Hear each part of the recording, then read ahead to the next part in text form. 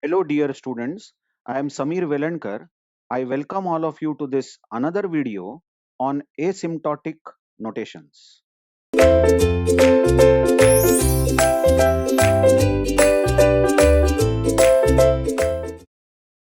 Well, this I think is the fourth video in the topic asymptotic notation. In the first video, we saw what do you mean by O notation, big O notation. In the second video, we saw what is omega notation. And in the third, we saw what is theta notation. So I hope you have watched the three videos before coming this video. Now, continuing our discussion on the asymptotic notations, let's see some of the facts or rather misconceptions that many students or beginners have about O, omega, and theta.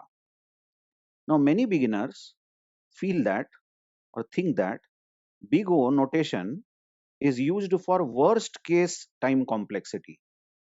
So, whenever you want to specify worst time taken by an algorithm, although we have not seen worst and best case, but I am sure the reader or the listener knows what is worst and best and so on, or has somewhere heard about these words. So, big O notation, many people think that is used for worst case time complexity, specifying the worst case. But this is wrong. The fact is wrong.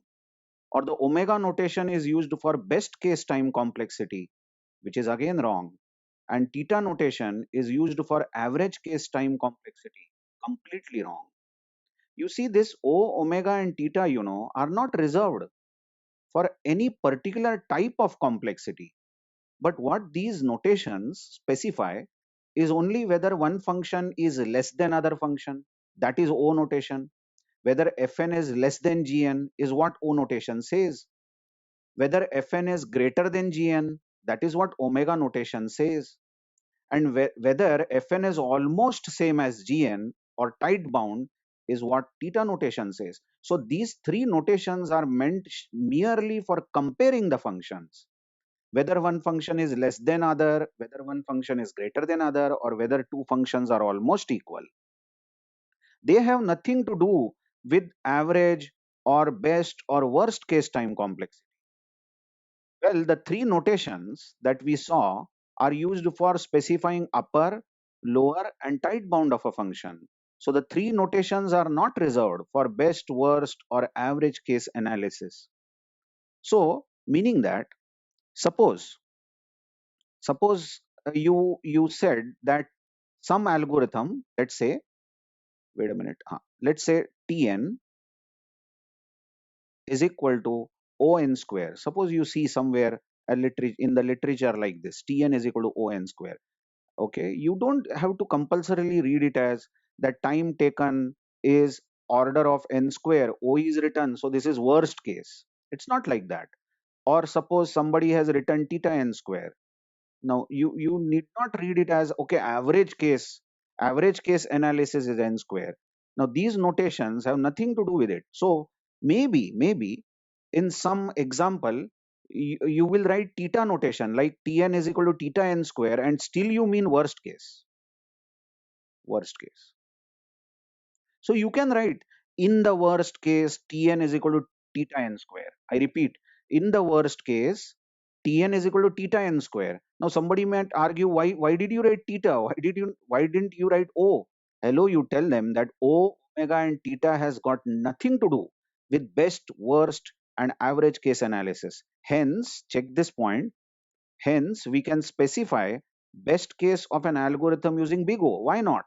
If you write Tn is equal to On, suppose, order of n, then somebody will say, okay, worst case. No, O notation is not meant for worst case.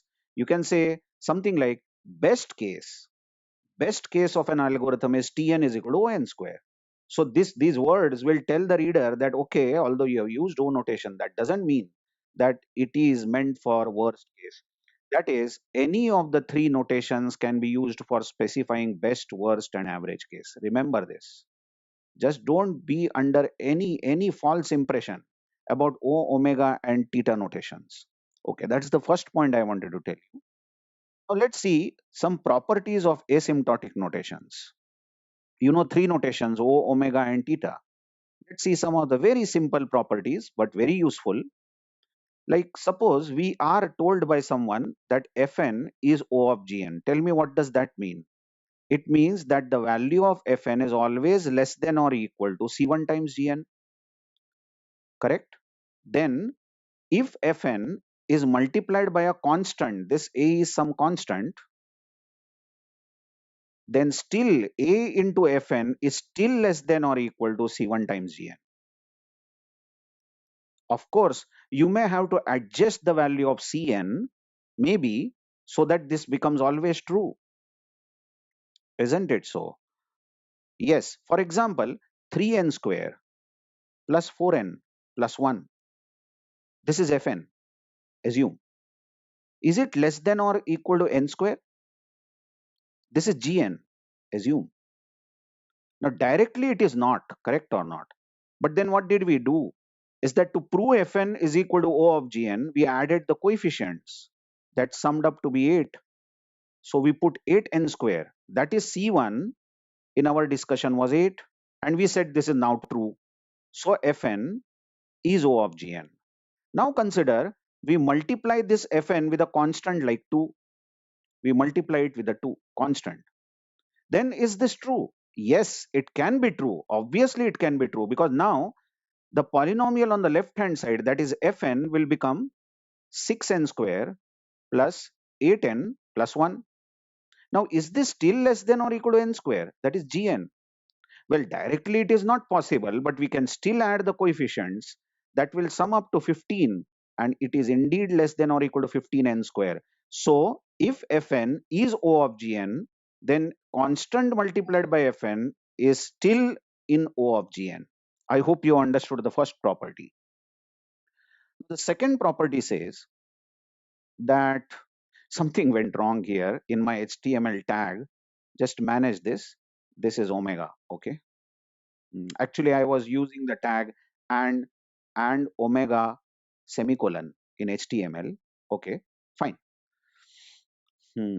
Now, coming back to the second property is if somebody has told us that Fn is omega of Gn, then what does that mean is Fn is always greater than or equal to C1 times Gn, correct? Then A into Fn, constant multiplied by Fn, is again in omega of Gn. That means constant multiplied by Fn will be still greater than or equal to omega of Gn. Come on, this is obvious, isn't it? Previously only Fn was greater than Gn. And if you multiply a constant with Fn, this Fn will further increase, isn't it? So there is nothing to discuss over here. This is so obvious. Okay. The next property, this is truly unnecessary. This is very funny. Let's see. But we call it as reflexive property. Suppose some function Fn is given, then Fn is always big O of Fn. Surely Fn will be greater than or equal to C1 times Fn. And you can put C1 as 1, correct or not? Any function is always at least equal to itself. Forget about greater than, but at least it is equal to itself, isn't it? So greater than or equal to is true for Fn and big O of Fn. Obviously, this property holds for omega also. Any function will be omega of itself, and it holds true for theta also. Any function will be theta of itself. So that's the reflexive property of all three notations. Well, we got the reflexive property because of that equal to, isn't it? Greater than or equal to, so it is at least equal to. Okay, now the next property, this is transitive property. You must get this, it must click, all of you, very soon. Suppose Fn is O of Gn. That means Fn is greater than or equal to C1 times Gn. And Gn is big O of Hn. There is another function Hn. What does that mean? That Gn is, oh, I'm so sorry. This is less than or equal to. Okay, erase whatever from your mind, whatever I said. Okay, Fn is equal to O of Gn means Fn should be less than or equal to C1 times Gn, correct? Big O notation. And Gn should be less than or equal to C2 times Hn. Isn't it so? Now, if this is given, Fn is less than Gn, but Gn is less than Hn, then come on, this has to be true, isn't it? This has to be true. Fn must be equal to O of Hn. That means Fn must be less than or equal to some constant C3 times Hn. Surely, if A is less than or equal to B, and if B is less than or equal to C, then it implies that A should be less than or equal to C. Definitely, this is transitive property. Oh, now the next thing is symmetric property. Let's say that Fn is theta of Gn. What does that mean is that Fn is bounded above and below by Gn, isn't it? That means Fn, just check this, Fn is less than or equal to C1 times Gn, but Fn is greater than or equal to C2 times Gn. You remember this definition of theta. That means from above and from below, Fn is bounded by Gn with two constants C1 and C2. Then Gn is theta of Fn. Now come on, when do you say that one function is theta of the other? You say one function is the theta of the other when both have same degree, both the polynomials have same degree. So you tell me, if I give you n square and if I give you 3n square plus 1, this is Fn and here is Gn. Now both have exactly same degree. Then both are theta of each other, isn't it? Both are bounded above and below by each other. I hope you are understanding it, isn't it? That means n square, this is Fn, is less than or equal to 3n square plus 1, but is greater than or equal to 3n square plus 1. How is that possible? Now you notice n square is definitely less than or equal to 3n square. Come on, now the right hand side has 3n square, isn't it? And the left hand side here is having only n square. So there is nothing to prove in this. Of course, I am not talking about the constants. Yeah, you can put relative constants over here, but directly it is visible that n square is less than 3n square. And what about this side? What about this side? You want n square to become greater than and 3n square plus 1 to become less than. Then simply add the coefficients and reciprocate them, isn't it? 3 plus 1, that is 1 by 4, and you will see this portion is also true. So C1 and C2 can be found out to prove that Fn is theta of Gn, correct? Now come again. Is Gn theta of Fn?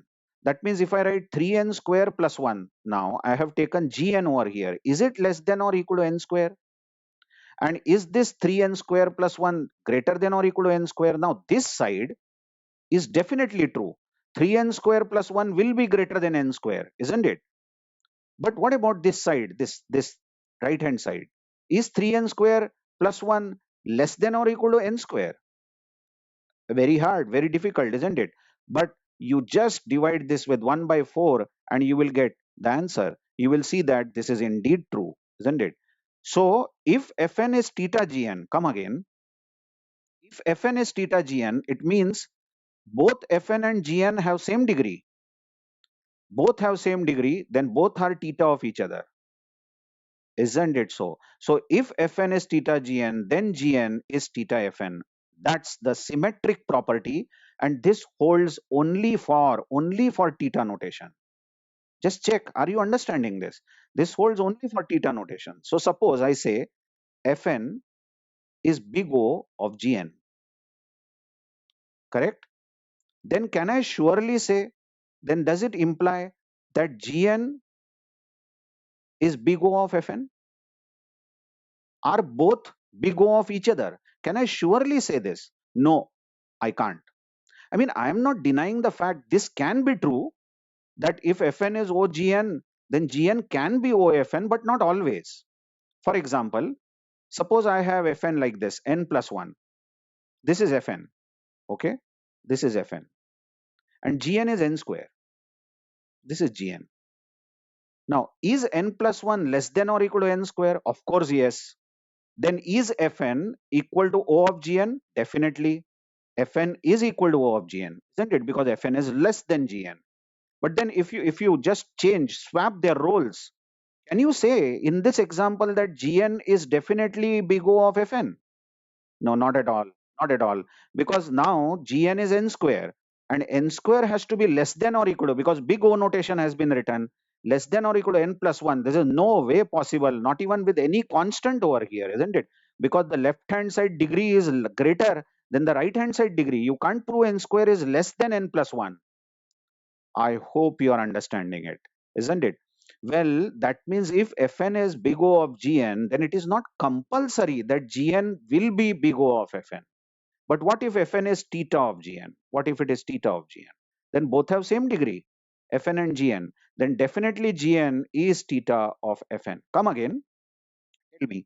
Suppose if I tell you that given two functions Fn and Gn, and I have told you that Fn is omega of Gn. It is omega of Gn. What do you know? That Fn, value of Fn is greater than or equal to C1 times Gn. Okay. So if you know that Fn is omega Gn, can you surely say that Gn is omega of Fn? Can you say that? No, this may not be true. Check my words. This may be true, but not compulsory that this will be true. For example, if I take Fn, let's say Fn is n square and Gn is n plus 1. Now, is Fn greater than or equal to n plus 1? Definitely. Definitely it will be true. So, is Fn equal to omega of Gn? Yes. But now if you swap their roles and you want to say, is Gn equal to omega of Fn for the same example? How can it be? Because Gn is n plus 1. Can n plus 1 be greater than n square? Impossible. With no constant at all, you can prove this, isn't it? So, this may not be true. May not be true, isn't it? Well, this may be true. This may be true if both have same degree, isn't it?